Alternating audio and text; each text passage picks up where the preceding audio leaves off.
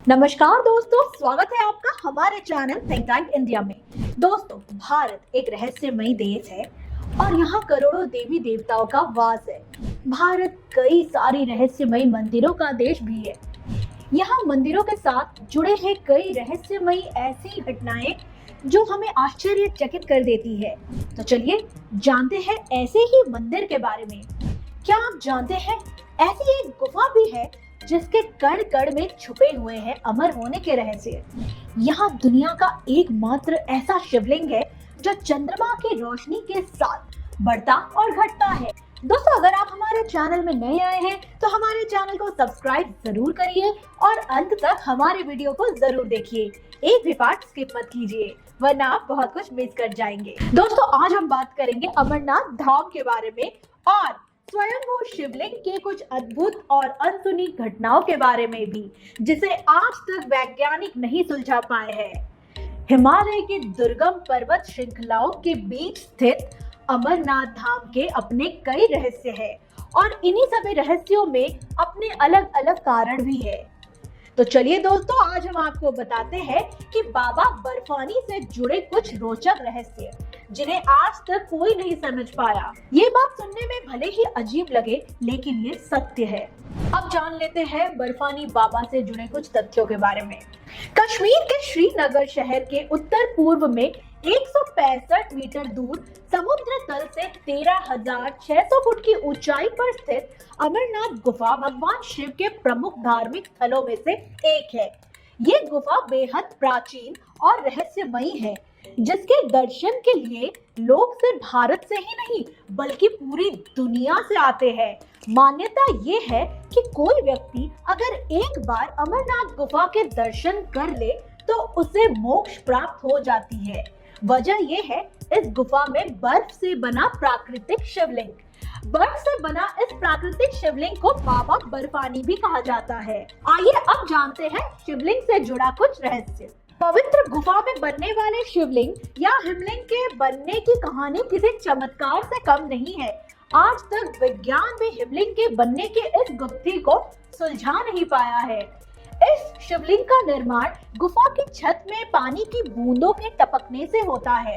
पानी के रूप में गिरने वाली बूंदें इतनी ठंडी होती है कि नीचे गिरते ही बर्फ का रूप लेकर ठोस हो जाती है और ये क्रम लगातार चलता रहता है। बर्फ का ये 12 से 18 फुट तक ऊंचा शिवलिंग बन जाता है।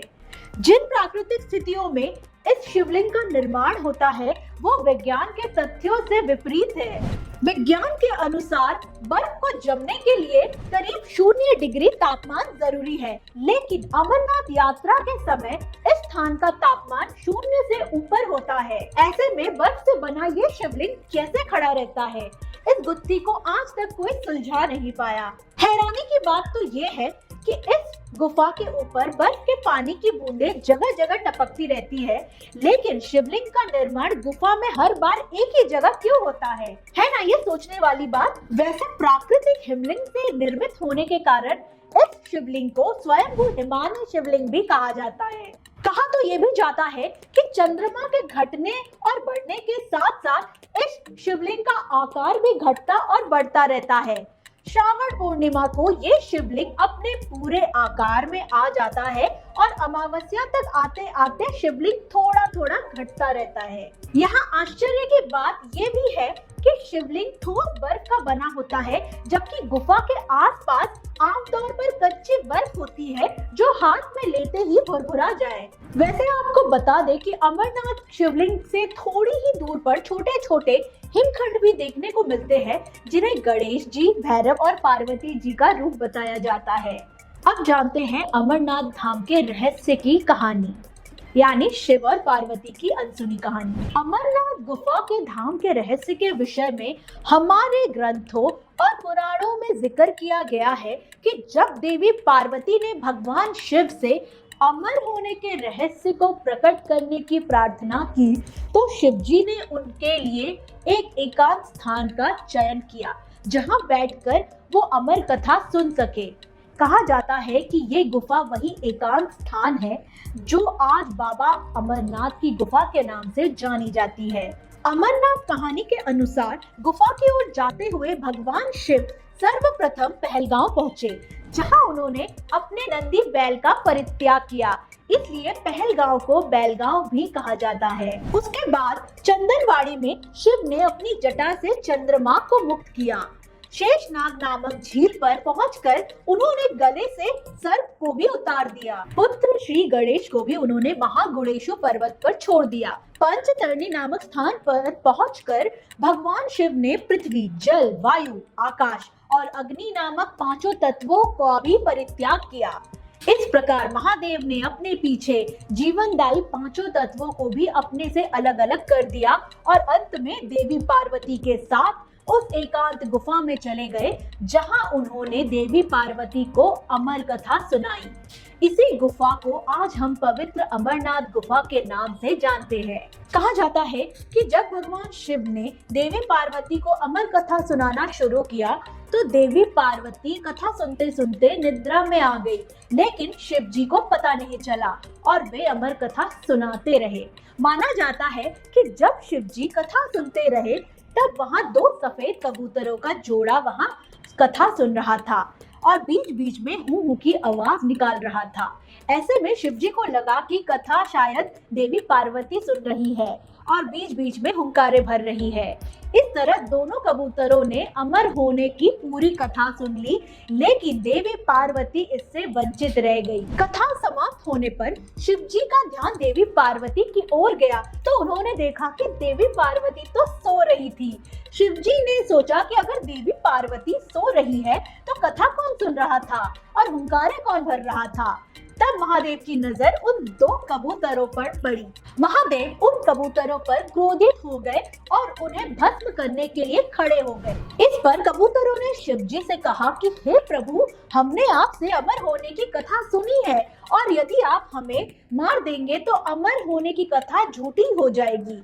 कबूतरों की प्रार्थना को सुनकर शिवजी कबूतरों को जीवित ही छोड़ दिए और उन्हें आशीर्वाद दिया कि तुम सदैव इस स्थान पर शिव और पार्वती के प्रतीक चिन्ह के रूप में निवास करोगे। दोस्तों, ये अजर अमर कबूतरों का जोड़ा जो कि शिव और पार्वती का प्रतीक चिन्ह है, कहा जाता है कि आज भी इस गुफा पे निवास करता है।